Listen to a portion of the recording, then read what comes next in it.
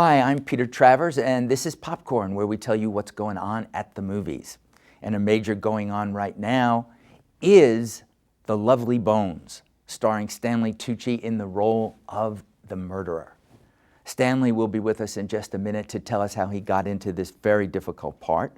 But right now, let's take a look at Stanley Tucci in The Lovely Bones. I took a risk and tried something new and discovered a talent that I didn't know I had.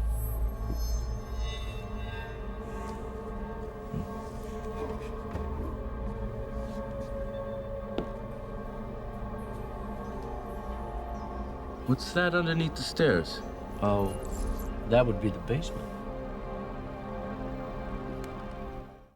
Stanley Tucci. Sir. Welcome. Let's just talk a little bit about George Harvey, who you're playing in The Lovely Bones. When you get this script, I don't know if you read Alice Sebold's book first. No. You didn't? No.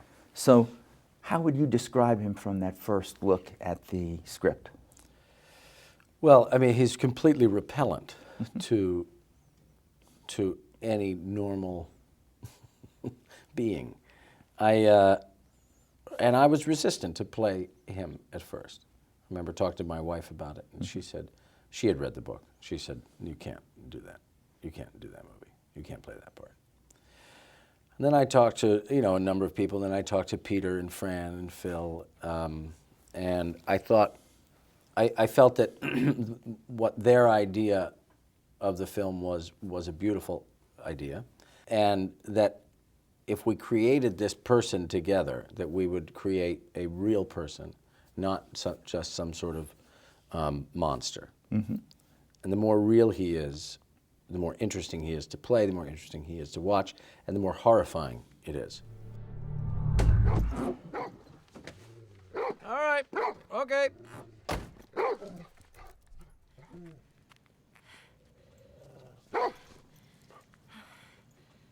You're a Salmon Girl, right? What's the hardest thing for you to play? What's the hardest moment in this movie for you to do? Okay. That scene down in the hole, that was hard. I was not looking forward to that. Mm-hmm. And it was shot at the end of shooting. Again, that was like 5 months from the time, or more, from the time I was offered the role. I was dreading it. And we shot it in a day and a half. I begged Peter to shoot it in a day. But we shot in a day and a half, and when it was over, I was greatly relieved. It was shrewd of him to have you to shoot it at the end instead of in the beginning and have you run away. Yeah. What have I done? Right. I can't be playing this. Right. But what about the theme of the movie as you see it? I was just talking about healing, but what do you see The Lovely Bones as being about? Yes, I think healing is a perfect description of it. I think it's about letting go, and it's about not being as afraid of death as we think that maybe we have to be, and not being as afraid of life as we think we have to be. What is it that you really like to do? Eat. I'm going to segue from Lovely Bones to talk about a little bit your other movie that came out this year, Julie and Julia, because I have to say, I hate you for doing it, because my wife kept saying to me all the time, why can't you be that kind of husband like Paul was to Julia Child? Yes, lots of men are getting this now. Yeah. It's just, well, it's painful, because look what he does. Look how he looks at her. Look at that love. And you made it seem completely real.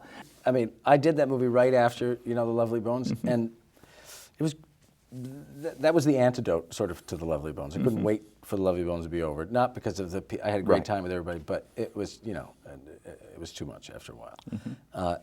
And this was the antidote, and it's easy to adore Meryl, whether she's tall or short. And or short and pretending to be or tall. short and pretending to be tall. It was a kind of easy film to do in a lot of ways, and he was, he really did adore her. He adored her. You're from an Italian family who loves food. Yes. I mean, you did Big Night, one of my. Come on, those of us that love it a lot. Yeah. We keep trying to recook it in our heads Yes, somehow. right. But do you do this? Do you cook for your kids? Do you do this? What? Is it just because it's in the DNA that? It's either in your DNA or it's just the way you grow up. I think it's really more nurture versus nature in a way. I mean, my parents are food obsessed, as were their parents. But they're really, really good cooks, and they wrote a cookbook after Big Night, which was very successful. Food was always a topic of conversation. It was always being prepared.